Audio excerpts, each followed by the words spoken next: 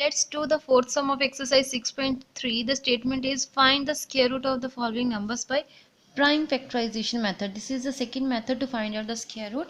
In this case, you have to find the square root by using the prime factorization. Prime factorization means you have to take the only prime factors. Prime numbers are those numbers which are having only two factors, the number itself and the number 1. Okay, these are called prime numbers. So let's start the factorization of 729. As you can see here, the ones digit is 9, so it is clearly visible that this number is not an even, so that cannot be divisible by 2. So the next prime number is 3. So is it divisible by 3 or not? Let's check by the divisibility rule. As a 7 plus 2 9, 9 plus 9 18, 18 can be divisible by 3. Yes, 3 6 18. It means this number can also be divisible by 3.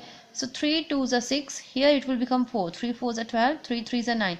Again 2 plus 4 6. 6 plus 3 9. 9 can be divisible by 3. So it means 243 can also divisible by 3. 3 8s are 24. 3 1s are 3. Then 3 2s are 6. 3 7s are 21. 3 9s are 27. And similarly you can divide 9 by 3 3s are 9. 3 1s are 3. So now you have to write the factors of 729 because you are finding the square root, so you have to represent the under root here to write the factors. How many 3 are there? 1 2 3 4 5 6 times 3 are there. 3 4 5 6. As we have to find the square root, it means the number should be in the pair. So you can take the 1 number from these pairs. Like from the first pair 3 multiply, we can take the 1 3. From the second pair we can also take the 1 3. From the third pair we can also pick the 1 3. So 3 3s are 9, 9 3s are 27. It means 27 is the square root of 729.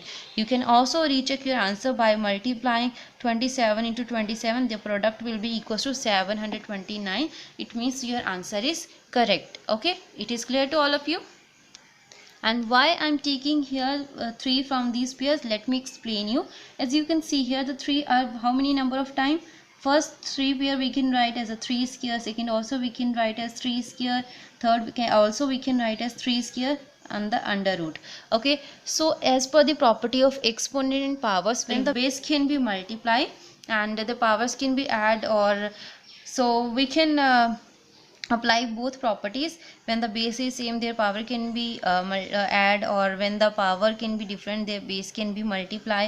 Okay, so we can multiply their base. 3 3s are 9, 9 3s are 27, 27 is a square. Okay, so this square can be cut by this under root because this under root has a value of 1 over 2. When you multiply their powers 2 into 1 by 2, this can be cut. The answer will be 27. Okay, so that's why I'm writing here without doing these kind of calculations, so that you cannot be confused.